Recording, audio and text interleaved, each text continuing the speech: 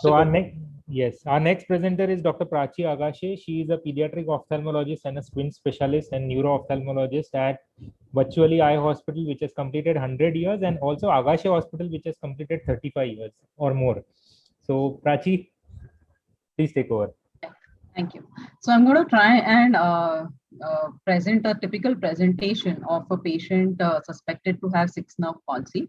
So this is a 55-year-old female presenting in the clinic with double vision since 2 months. She has history of squinting of the right eye since 2 months. There was an episode of preceding headache, and she is a known diabetic but poorly controlled since the last 3 years.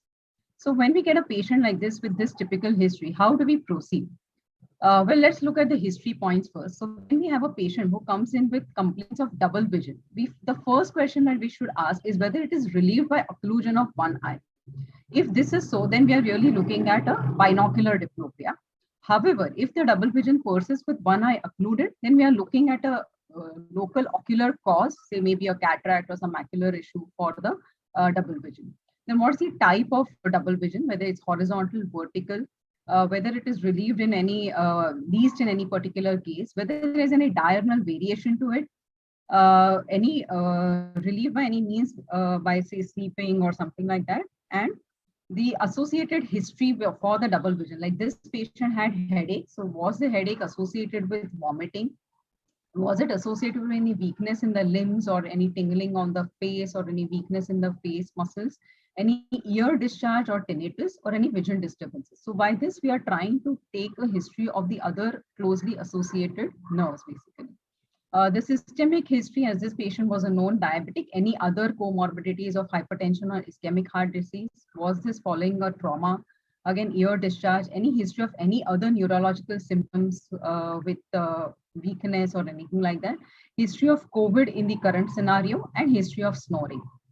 So on examination, this patient had this abnormal head posture with the face turned to the right. The corneal reflex, you can see a large esotropia in the left eye when the patient is fixing with the right eye, and probably a lesser esotropia when the patient is fixing with the left eye. The importance, I'll come to it later. Let's have a look at the ocular motility findings. So if you see on levoversion, when the patient is looking to the left, the movements are okay. Same is in the up gaze is full. Now take a close look when the patient looks to the right side. So in dextroversion, the patient's abduction is extremely limited. It's not even crossing the midline. So we have a patient with an abduction limitation over here. So the provisional diagnosis with these findings very commonly is a right eye sixth nerve palsy. Now, is this it? Means, are we like sure that this is a sixth nerve palsy? Well, I think we should do some more tests to really confirm whether it's a paretic lesion or not. So we have to differentiate whether here the LR is paretic and cannot move, or the medial rectus is tight and hence is not allowing the eye to abduct.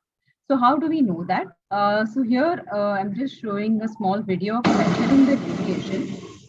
So the primary deviation is when the patient is fixing with the normal eye. So the prism is kept on the paretic eye, and we see the deviation is neutralized with a smaller prism, while in the secondary deviation, we see that the deviation is much larger. Sorry. So in a paretic deviation, basically the secondary deviation is always more than the primary deviation. Another important examination is checking for saccades. So what are saccades is basically these are fixation movements that help us fix on a target. How do we check for it? We show two targets on the side, and with the patient's head stable, we ask them to shift fixation. Now look closely when either right eye, you see this bouncy movement, which indicates that the muscle is paretic, and that is what is called as a floating saccade. So this is again indicative of a paresis. The other test we do is a force duction test. Now this gives us an idea whether the muscle, the antagonist muscle, that is the medial rectus over here, is very tight. So a positive test would indicate contracture of the ipsilateral antagonist. Now this can happen either if the paresis is there for a longer time, or due to some other etiology, like some mass occupying the muscle, or say because of thyroid related issues that the muscle has become tight and is not allowing the eye to abduct. The force generation test tells us basically whether there is still some force that is there in the paretic muscle.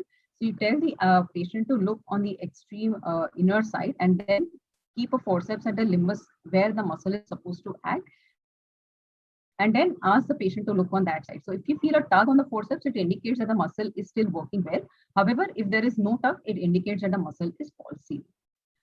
So here the LR was paretic and a diagnosis was confirmed. However, if the MR is right, as I said, we have to look for other causes of restriction.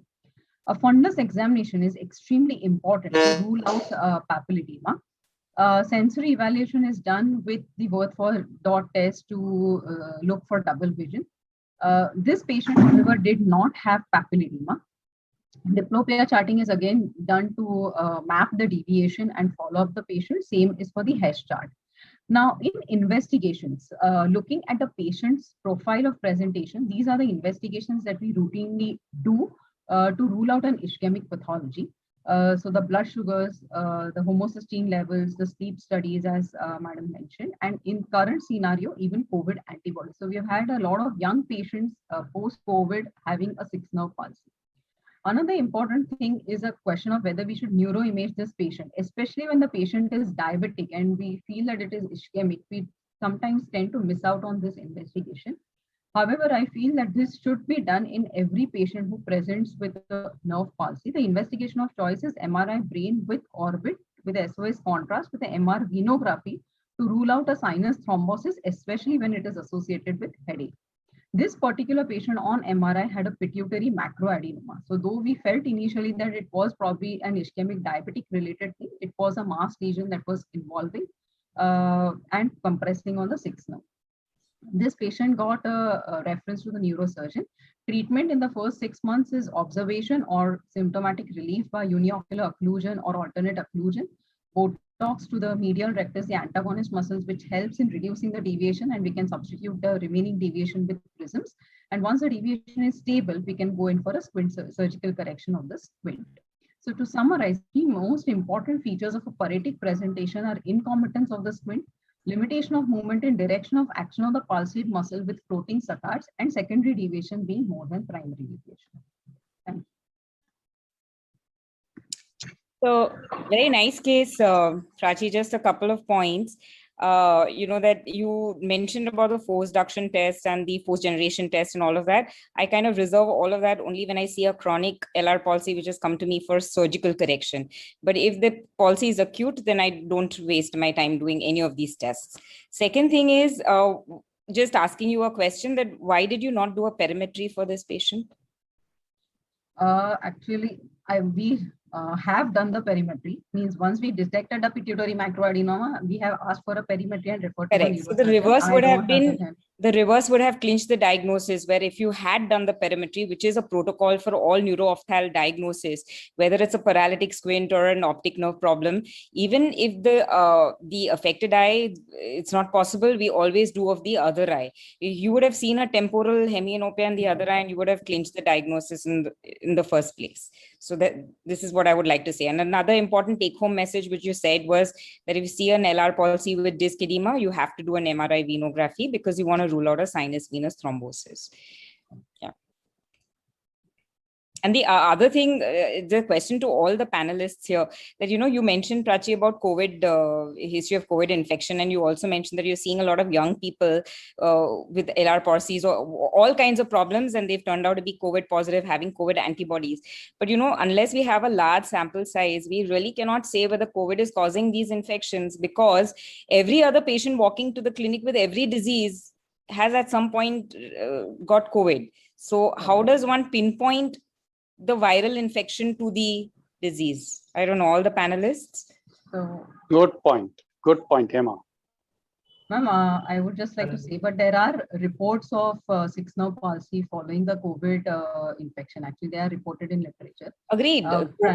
So, and we don't have any other. So once rest of the investigation, the patient is again thoroughly investigated for any other cause, and it's ruled out, and this is the only positive thing that you have.